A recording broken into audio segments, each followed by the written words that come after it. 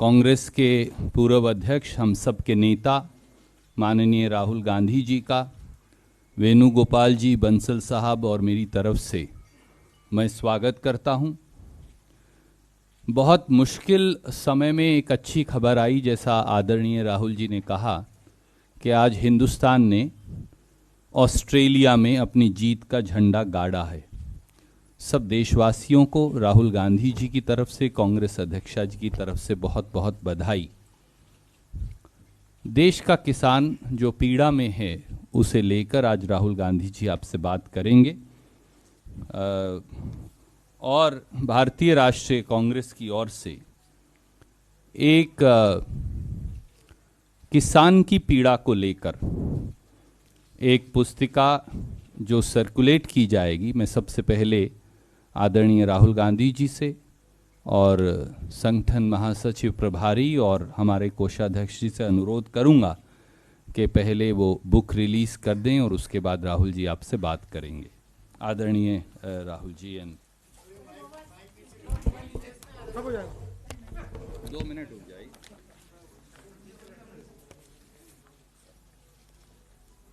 Sir, if you can just stand up for a minute.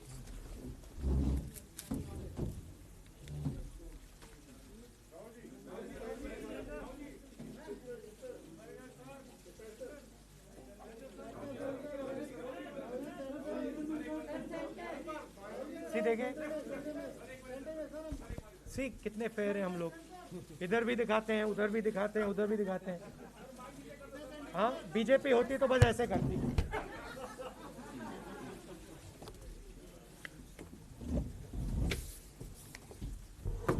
आदरणीय साथियों, बगैर किसी विलंब के मैं अनुरोध करूंगा कि आदरणीय राहुल गांधी जी आपसे बात करेंगे।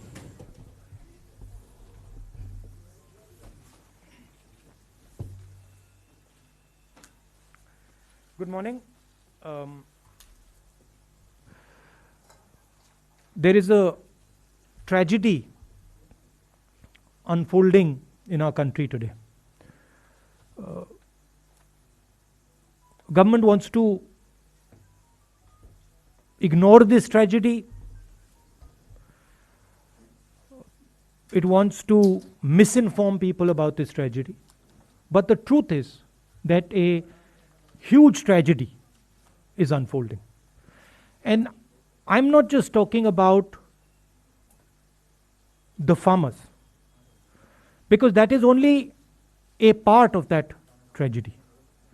And I would like to go into a little bit of detail about what is happening to our country. And I think it is important that youngsters who believe in the future of this country listen carefully to what I am saying, because this is not about the present. What is happening is about your future and this country's ability to be economically strong, this country's ability to give you a job, this country's ability to stand tall among other nations. So, what we are seeing, and we've seen it in industry after industry after industry. We've seen it when it comes to the airports. We've seen it when it comes to infrastructure. We've seen it when it comes to power. We've seen it when it comes to telecom. We've seen it when it comes to retail. Across the board, what we are watching is the development of massive monopolies in this country. What do I mean? I mean that 3, 4, 5 people are now owning this country. This country is now owned by a limited, small group of people who I term as crony capitalists, who have a close relationship with the Prime Minister and who provide the Prime Minister with media support. And I don't mean you, because you are not the decision makers. I mean the forces that control you. Which was the space that was protected from monopolies until now.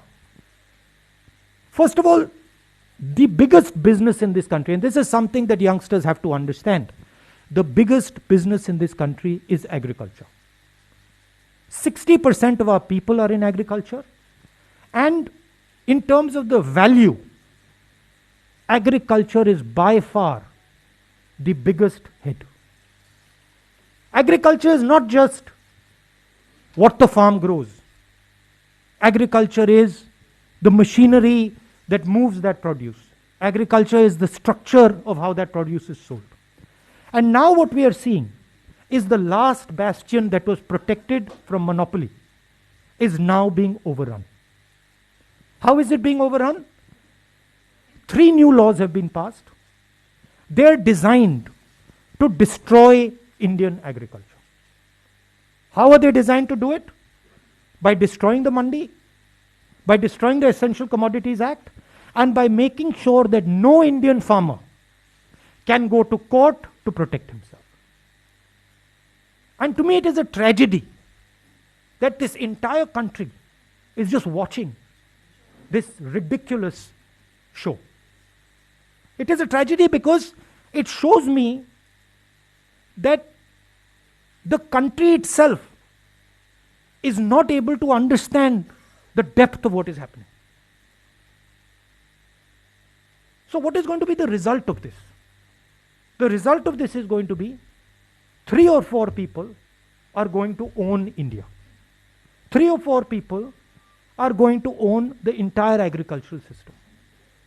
Farmers will not get the value they deserve. The mandi system will be destroyed.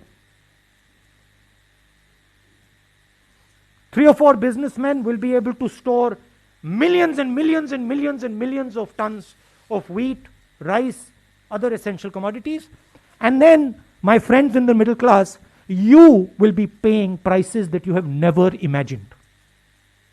Please understand that the rice you buy, the wheat you buy, comes to you at the rate it comes because of the APMC, because of the agricultural system, because of the structure. So this is not an assault on the farmers. This is an assault on the middle class, and this is an assault on every single youngster in this country who is not going to be able to get a job. So this is what I want to tell the youngsters.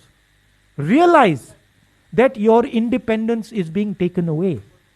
Realize that this happened before, and we fought this. And everything we have today is because of the fight that we fought. And the same exact thing is happening to India today. This is the simplest way I can put it. So, why are the farmers of Punjab and the farmers of Haryana standing there? Who are they? They are the patriots of this country who are protecting the livelihood of 60% of this country. I 100% support them. And I go further. Every single Indian person should support them because they are fighting for us. They are not fighting for themselves. They are fighting to prevent this country from falling into the hands of 2 or 3 people. That is the heart of what I wanted to say. मैं हिंदी में बोल देता हूं. देखिए, अगर आप पिछले 6-7 साल को देखें तो हर इंडस्ट्री में उन्हीं 4-5 लोगों की मोनोपोली बन रही है. पावर देखिए, एयरपोर्ट्स देखिए, पोर्ट्स देखिए, टेलीकॉम देखिए, जहां भी आप देखेंगे उन्हीं 4-5 लोगों की मोनोपोली बन रही है. मतलब इस देश के 4-5 नए मालिक हैं. आज तक एग्रीकल्चर में, खेती में मोनोपोली नहीं थी. आज तक हिंदुस्तान के खेतों का फायदा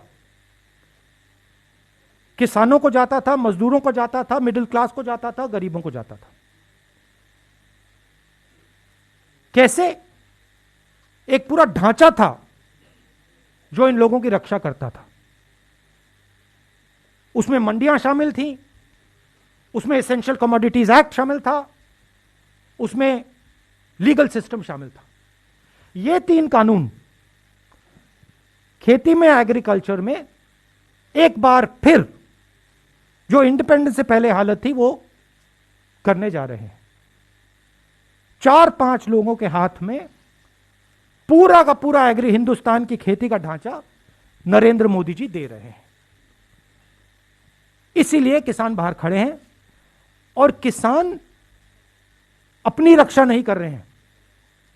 और ये हमारे मिडिल क्लास भाइयों को और खासतौर से युवाओं को समझना होगा, वो आपकी रक्षा कर रहे हैं, वो आपके भोजन की रक्षा कर रहे हैं।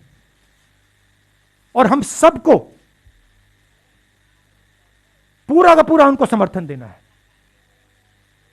ये हिंदुस्तान की रियलिटी है।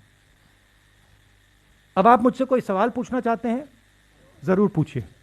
We'll take questions. देखिए, एक बात है, ये जो प्रेस कॉन्फ्रेंस है ये मैं किसान भाइयों के लिए कर रहा हूं, तो ब्रॉडली मैं आपके जवाब दूंगा, मगर डिस्ट्रैक्ट करने की आप कोशिश मत कीजिए। We'll go one by one. Let's go with Sanjeev from PTI. I'll come to you, ma'am. I've noted it. As you know, there is a deadlock currently over the issue of farmers. Both the government and the farmers sticking to their stance. So, where do you think lies the solution to this issue? And do you think convening an all-party meeting would be a... There is no deadlock. You have to understand what is going on. There is no deadlock. The government believes that they can tire out the farmers. The government, in its arrogance,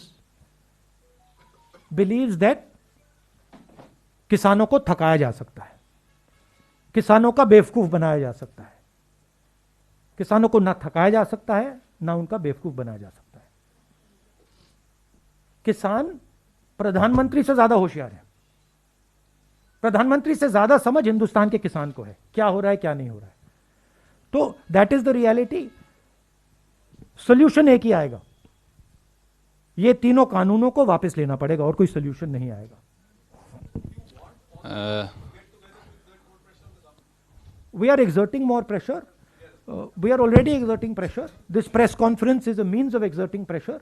But more than exerting pressure, I think the thing to understand is that this is not about farmers. This is about the creation of massive monopolies in this country that are going to take away wealth from the people of India. This is the crux of it. Please tell me one industry in India today, just name it for me, which is not monopolized by the same 5-6 people.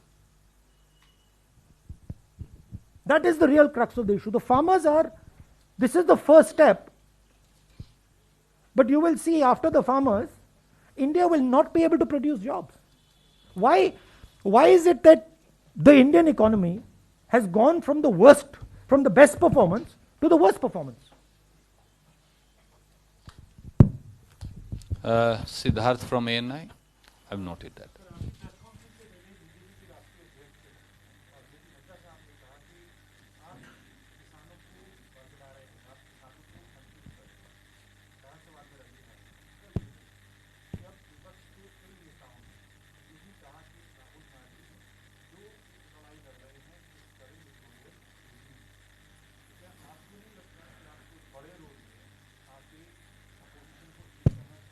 अभी मुझे, हाँ, ये attempted distraction है, ये अभी full distraction नहीं है, attempted distraction है, बट ठीक है। हाँ, देखिए, जो उनके दिल में है वो मेरे बारे में कहते हैं। सरकार किसानों को डिस्ट्रैक्ट करने की कोशिश कर रही है। सरकार कह रही है किसानों को कि देखिए, बात करिए हमसे, 10 बार बात हो गई, 9 बार बात हो गई, वो उसको सरकार घसीटती जा रही है। तो रियलिटी किसान जानते हैं, और राहुल गांधी कौन है, क्या करता है, हिंदुस्तान का हर किसान जानता है। किसान जानता है भट्टा परसौल में नड्डा जी नहीं खड़े थे, मैंने तो उनको नहीं देखा। लैंड एक्विजिशन समय नड्डा जी तो नहीं खड़े थे, मोदी जी तो नहीं खड़े थे, राहुल गांधी खड़ा था। तो जब किसान की जमीन का मामला था, वहां पे कांग्रेस खड़ी थी। जब किसानों के कर्जा माफ करने की बात आई थी वहां कांग्रेस खड़ी थी। नड्डा जी कहां थे? मुझे तो नहीं दिखे। Thank you. Can we go to ABP Ashish? और ये मैं आपको एक और बात बता देता हूं, देखिए मेरा कैरेक्टर है, मैं ना नरेंद्र मोदी से ना इन लोगों से डरता हूं, मुझे कोई फर्क नहीं पड़ता, ठीक है। मैं साफ सुथरा आदमी हूं, मुझे ये छू नहीं सकते, बात समझिए। हां गोली से मार सकते हैं वो अलग बात है, मगर छू नहीं सकते। और मैं देशभक्त हूं, मैं अपने देश की रक्षा करता हूं, ठीक है। और मैं करता जाऊंगा, मैं अकेला खड़ा हो जाऊंगा, पूरा देश अलग से दूसरे साइड हो जाएगा, मगर मैं अकेला खड़ा होकर खड़ा हो जाऊंगा, मुझे कोई फर्क नहीं पड़ता। ये मेरा धर्म है, मैं उनसे भी ज्यादा फैनेटिक हूं, ठीक है।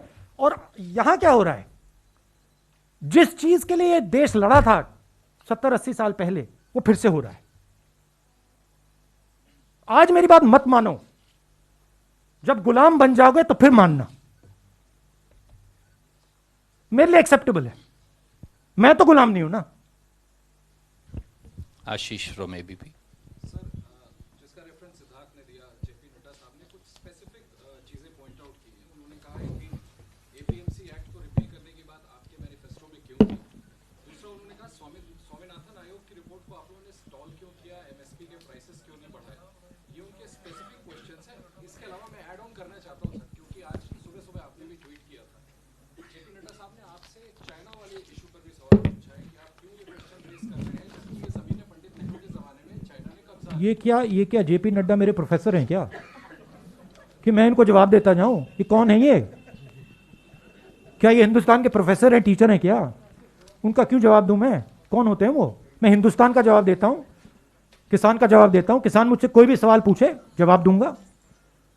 और जहां तक एग्रीकल्चरल सिस्टम की रिफॉर्म की बात है, हाँ हमने रिफॉर्म की बात की है, मगर हमने एग्रीकल्चरल सिस्टम को डिस्ट्रॉय करने की बात नहीं की। हमारे किसी भी कानून में यह नहीं लिखा कि किसान जाकर कोर्ट में नहीं जा सकता। हमारे किसी भी कानून में यह नहीं लिखा कि मंडी को हम खत्म कर देंगे, नष्ट कर देंगे। हमारे किसी भी कानून में नहीं लिखा कि हम मतलब 1-2 लोगों को पूरे हिंदुस्तान का अनाज स्टोर करने देंगे। कोई भी हमारा किसान, कोई भी ऐसा कानून नहीं है। Thank you, sir. Can we go to Arun from News 18? I'll come to you, ma'am. Rahul ji, 8-9 दौर की 10 दौर की बातचीत हो चुकी सरकार के बीच और किसानों के बीच।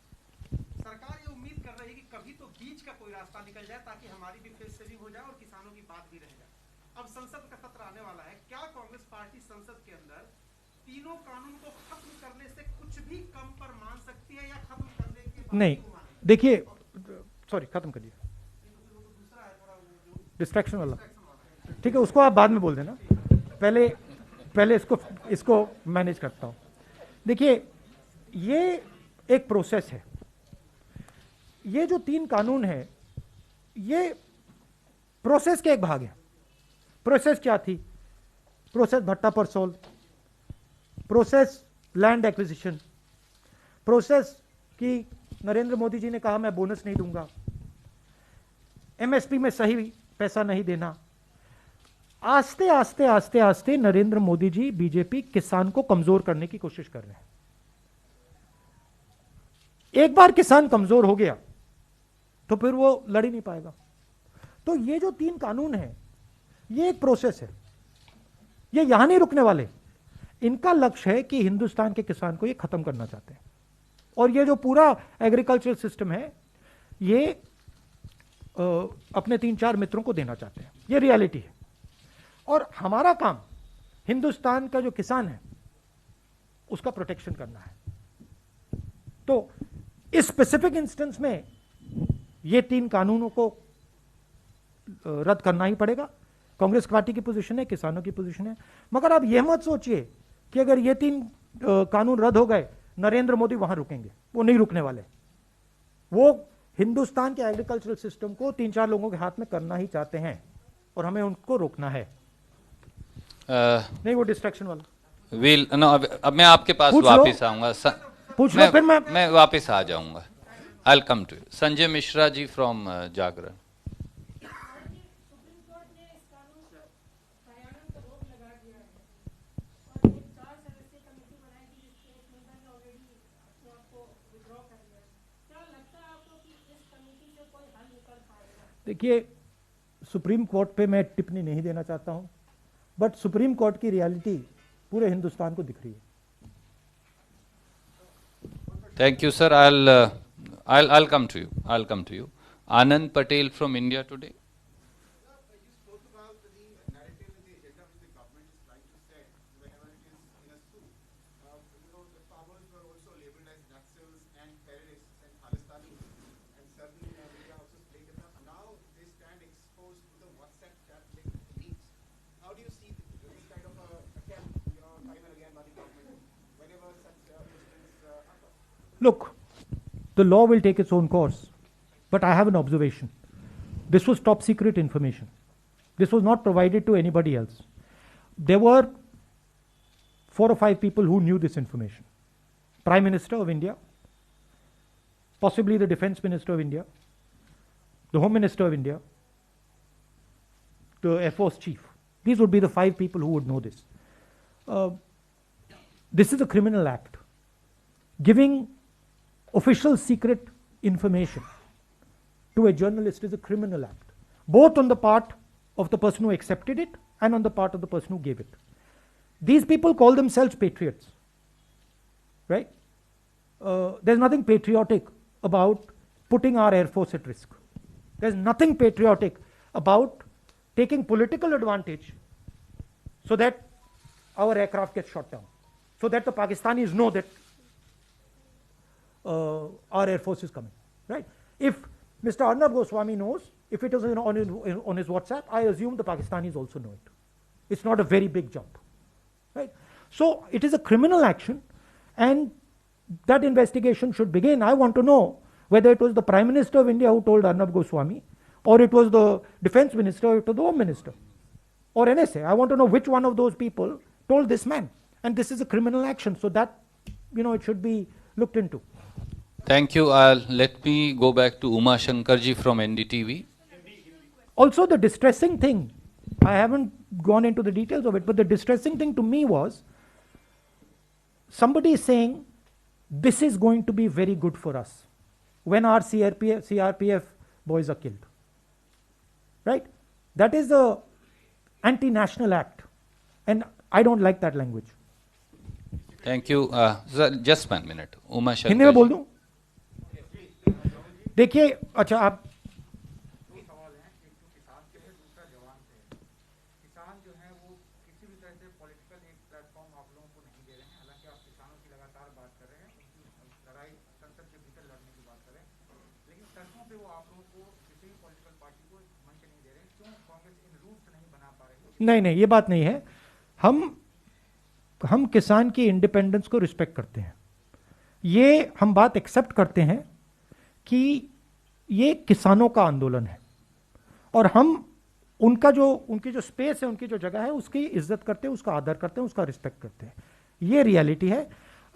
ये प्रेस कॉन्फ्रेंस किसानों को मदद करने का प्रेस कॉन्फ्रेंस है। मैं यहां आया हूं, मैंने कल भी बोला, तो हम मदद कर रहे हैं, हम प्रेस के थ्रू मदद कर रहे हैं, हम स्टेटमेंट्स के थ्रू मदद कर रहे हैं, मगर हम उनका आदर भी करते हैं। Thank you.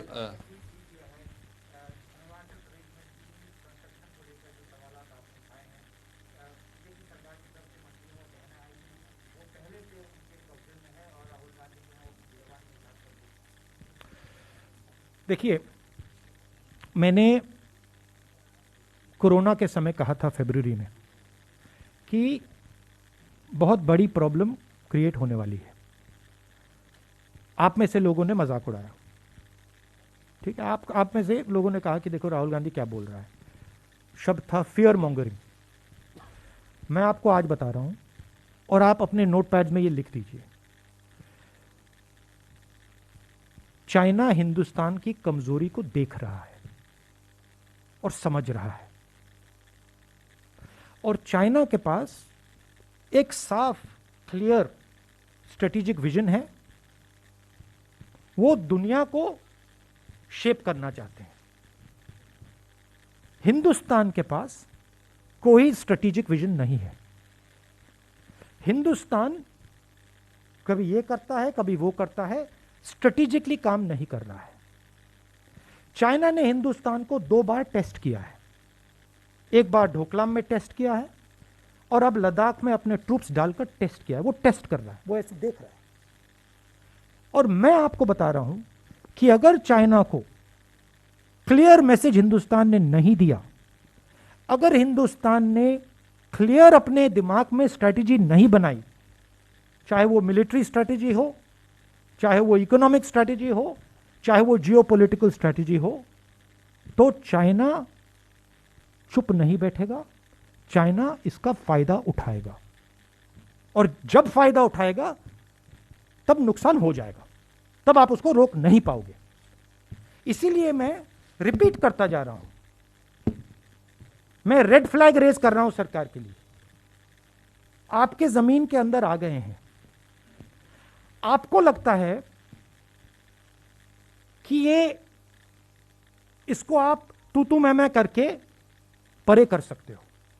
आपको लग रहा है कि आप इवेंट मैनेजमेंट के थ्रू इसको मैनेज कर सकते हो। आप गलत फहमी में हो। चाइना दूसरी चीज है। चाइना डोमिनेट करना चाहता है और वो सिस्टमैटिकली काम कर रहा है। आपके शब्दों से कुछ फर्क नहीं पड़ने वाला है। आप मेरे बारे में कुछ भी बोल दो, कुछ फर्क नहीं पड़ने वाला है। आपका काम हिंदुस्तान की रक्षा करने का है, आप नहीं कर रहे हो और उसका नतीजा हिंदुस्तान को देखने को मिलेगा। रियलिटी से नहीं हट सकते हैं। इसीलिए मैं वार्निंग दे रहा हूं कि देखिए, मैं ऑपोजिशन लीडर हूं, मेरा काम है, देखिए कोरोना आ रहा है, इकोनॉमिक डैमेज होगा, लोग मरेंगे, तैयारी कर लीजिए। उन्होंने कहा राहुल गांधी बकवास कर रहे हैं। आपने देख लिया, इकोनॉमी उड़ गई, रोजगार खत्म हो गया, मजदूर मर गए। क्यों? क्योंकि वो बस बातचीत करते रहते हैं। उनके माइंड में एक्चुअल वो एक्शन नहीं करना चाहते। और दुनिया डेंजरस रास्ते से निकल रही है। ट्रांजिशन पीरियड है, बदलाव का पीरियड है और जो हमारी नेशनल लीडरशिप है उसको सीरियसली लेना चाहिए। Thank you sir. Can I go back to Raman? देखिए, जैसे मैंने आपसे कहा कि फार्म लॉ एक इवेंट नहीं है, एक प्रोसेस है। पहले लैंड एक्विजिशन, भट्टा पर सॉल, प्रोसेस। चाइना एक इवेंट नहीं है, चाइना एक प्रोसेस है। और मैं स्टडी करता हूं, मैं सोच समझ के बोलता हूं। मैं आपको बता रहा हूं, बहुत डेंजरस सिचुएशन बन रही है। शुक्रिया। मैं क्या सब साथियों से अनुरोध करूं कि जैसा राहुल जी ने कहा था कि ये किसान मजदूर को लेकर पत्रकार वार्ता है, तो हम अपना प्रिंसिपल फोकस वहां रखेंगे। Raman from news 24। ये सर कम।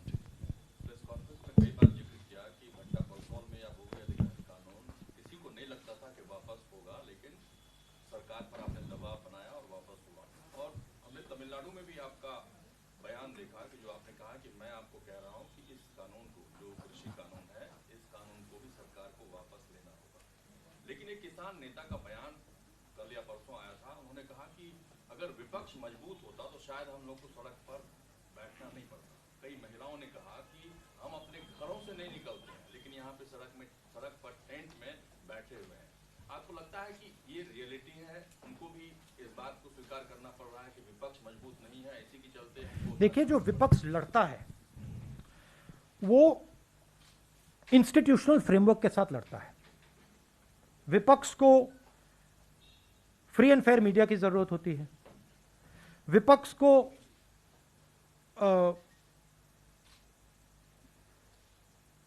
इंस्टीट्यूशंस की जरूरत होती है। विपक्ष को जुडिशरी की जरूरत होती है। विपक्ष को पार्लियामेंट की जरूरत होती है। तो हर इंस्टीट्यूशन को इन लोगों ने कैप्चर कर रखा है। कोर्ट्स को ये कंट्रोल करते हैं, मीडिया को ये कंट्रोल करते हैं, पार्लियामेंट में बोलने नहीं देते हैं। तो जिस प्रकार से अंग्रेज हिंदुस्तान को चलाते थे कि देखो अगर ब्राउन चमड़ी है तो बोल नहीं सकते, वैसे ये हिंदुस्तान को चला रहे हैं। बोल नहीं सकते, बोलोगे तो मारेंगे। तो डर का माहौल है। आपने अभी बोला कि सब लोग कहते हैं कि राहुल गांधी लड़ रहा है, मगर डर का माहौल है। आप लोग जानते हो कि जो आपको रियलिटी दिख रही है आप नहीं कह पाते हो, आप मेरे पास आके कहते हो। तो ये हिंदुस्तान की रियलिटी है और इससे हम लड़ेंगे। Thank you sir. दोबारा फिर किसानों पर फोकस लाते हुए मौसमी फ्रॉम आज तक। राहुल, आपसे पूछना चाहते हैं, हम लोग सिंघू लगातार जा रहे हैं और वहाँ पे कई किसानों ने अपनी जान गंवाई है, उनको शहीद का दर्जा वहाँ पे दिया जा रहा है। पर अगर आप देखिए तो लगातार इस तरह का सरकार भी एफिडेविट कोर्ट में दे रही है कि खालिस्तानी एलिमेंट है और वहाँ पे ऐसे संगठन है जो देश को विभाजित करना चाहते हैं। इस तरह का एफिडेविट सुप्रीम कोर्ट में भी सरकार दे रही है। तो क्या आपको लगता है क्या अंजाम है इसका? और कई नेता सिंघू बॉर्डर पर गए, अरविंद केजरीवाल भी गए। अगर कांग्रेस से लड़ाई लड़ रही थी, क्या आपने मुनासिब नहीं समझा कि वहाँ जाना चाहिए? नहीं, वो तो मैंने आपको समझाया कि हम किसानों की जो का आंदोलन है उसको रिस्पेक्ट करना चाहते हैं। तो दैट इज द रीजन। देखिए, आपका पहला सवाल क्या था? सॉरी। कई किसान शहीद हुए हैं हाँ, वहाँ पे ठंड की वजह और खालिस्तानी। हाँ, देखिए, गवर्नमेंट का अप्रोच है कि एटीट्यूड है कि हमें सब कुछ मालूम है और हमारे खिलाफ जो भी बोलता है वो एंटी नेशनल है, क्रिमिनल है। ये इनकी अप्रोच है। हम जो बोल रहे हैं, हमें प्रॉब्लम दिख रही है, कोरोना की हमें प्रॉब्लम दिखी, हमने बोला, गवर्नमेंट हमारा दुश्मन बना देती है। हमने चाइना की बात बोली, गवर्नमेंट हमारा दुश्मन बना देती है। बट हम वार्निंग सिग्नल दे रहे हैं। गवर्नमेंट को यह समझ नहीं आ रही है कि मान लो इन्होंने इन किसानों को दबा भी लिया, मामला वहां नहीं रुकने वाला। एनर्जी कहीं और से निकलेगी, युवाओं से निकलेगी, अनएम्प्लॉयड यंगस्टर से निकलेगी। तो हम वार्निंग दे रहे हैं कि देखिए, आपने हिंदुस्तान के किसानों पर आक्रमण किया है, यह आप मत कीजिए। आप इनकी शक्ति को नहीं पहचान रहे हैं। तो ये रियलिटी, इनकी अप्रोच ही गलत है। ये सीखना नहीं चाहते हैं, ये सोचना नहीं चाहते हैं, ये सिर्फ बोलना चाहते हैं। इनको सिखाया गया है, आरएसएस के लोग उनको सिखाते हैं कि देखो, ना तुम्हें सुनना है ना तुम्हें समझना है, तुम्हें बस बोलना है। और बोलने में ये टॉप ग्रेड है, बट सोचते नहीं है। और देश को चलाने के लिए बोलने से ज्यादा सोचने की जरूरत होती है। Thank you. I go one by one. Anoop Vajpayee ji from Amar Ujala. We should conclude now after one. Sir, one more question. Anup is there.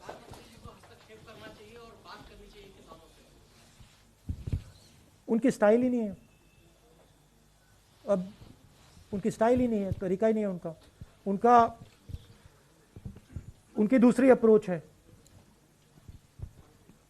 हाँ, तो मेरे बोलने से क्या फायदा? I'll come to you. Sunil Prabhu from NDTV. Sorry, I'm not attempting to distract, but just going on Raman's point about the leadership issue and how you take it forward. I'm not going to get into that. I know that. I respect that. Because the idea is to take it somewhere else. I'm not going there. But my point is that you have been fighting the Congress party and the opposition, be it in parliament and elsewhere, compared to the president is everywhere. All options seem to be out, and now you yourself pointed out the media is not there, the judiciary is compromised, there is a parliament which is compromised. Where will justice come for the farmers? That is the critical issue, and especially in the fact that there is a leadership crisis within the opposition. I believe in the spirit of this country. I do not believe that you can impose slavery on this country. I do not believe this country will accept 5 or 6 people owning it. I don't believe it. So where will the resistance come from? It will come from the people of India. Our job is to highlight what is going on to the people of India. We are struggling. Why? Because the instrument of transmission is not controlled by us. Right? So the press is not controlled by us. We don't have the thousands of crores of rupees that Narendra Modi ji has. We cannot put thousands of crores of rupees in social media. We cannot. But this is an advantage for us. Because it forces us to be pure. It forces us to be honest. It forces us to tell the truth. This is good. I don't have a problem with it. I think broadly I will tell you, if you step back a little bit, what has happened is that the vision that India had for itself from 90s has collapsed. What used to work in the 1990s does not work anymore. So India requires a new vision. It requires a new imagination. And this is all the turbulence that is taking place because India does not have a vision. And Congress Party's job and its skill is in providing that vision. So you will see that we will provide India with that vision. There are many, many, many millions of people in India who do not accept this nonsense that is going on in the country. And they understand that there is a massive failure taking place. We used to be a preeminent economy in the world. We are laughing stock. We are complete laughing stock. We cannot give our youngsters jobs. Our farmers are sitting outside in the cold. I don't know why Narendra Modi ji thinks this is something to be proud of. This is something to be ashamed of. The whole world is looking and saying, what is going on? Why are lakhs of farmers sitting outside Delhi? So he is destroying India's image, which the Congress has built. Slowly, slowly, slowly, Mahatma Gandhi first. Slowly we've built it. वो उसको उड़ा रहा है. मतलब फाड़ फूड़ के फेंक रहे हैं. So that is the reality. We need to conclude. I'll go to Vijay Lakshmi first. JP Nadda ये भी बोले हैं बीजेपी अध्यक्ष कि जब आप विपक्ष में होते हैं तभी आप फार्मर्स के साथ सिंपैथाइज करते हैं वरना आपकी सिंपैथी ये सवाल भट्टा परसोल में हम सरकार में थे. Please tell him to read the newspapers. और कर्जा माफ हमने 72,000 करोड़ रुपए किया और लैंड एक्विजिशन बिल में हमने पार्लियामेंट में ऑपोजिशन में पास नहीं किया था, हम सरकार में थे. But anyway JP Nadda is not anybody I am answering to. बहुत बहुत शुक्रिया सामिया.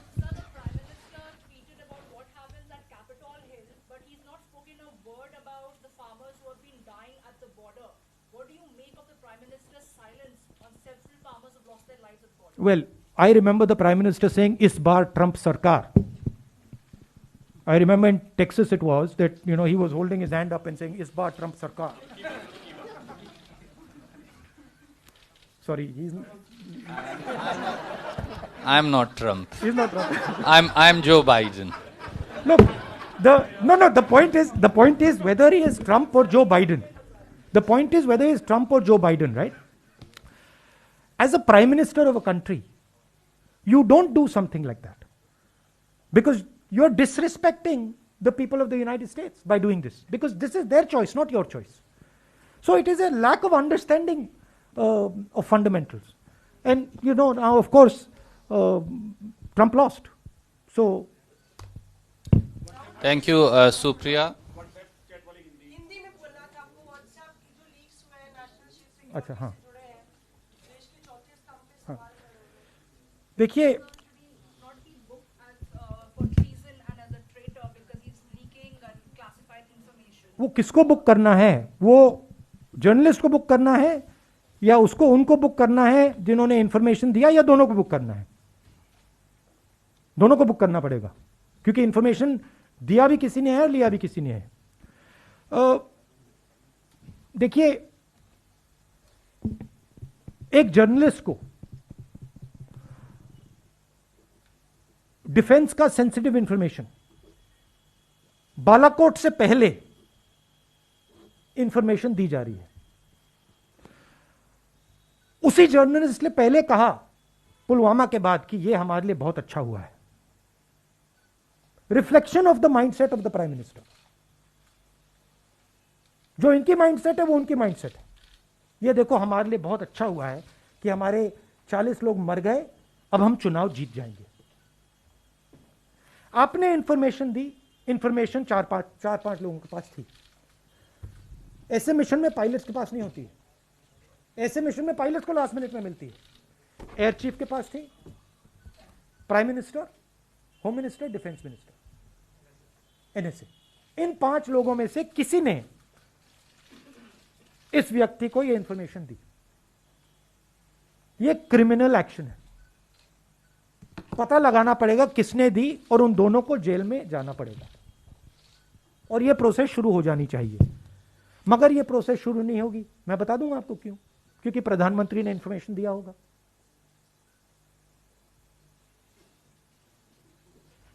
तो होगी नहीं, शायद बाद में हो। क्या आधार आप कह रहे हैं प्रधानमंत्री ने दिया है?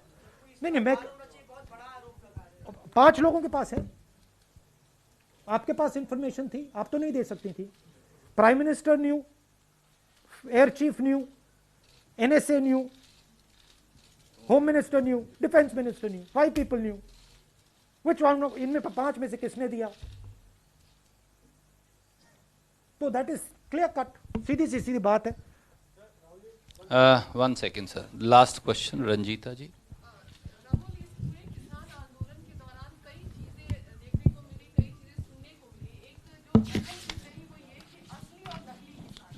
लगातार सरकार की तरफ से भी ये कहा गया है कि नकली किसान है जो बाहर सड़क पर प्रदर्शन कर रहे हैं। क्या डेफिनेशन क्या है असली और नकली किसान की? You have to ask the professors, why you asking me? आप प्रोफेसर से पूछिए, नाडा जी से पूछिए। We can conclude. Thank you Thank very you much. so much.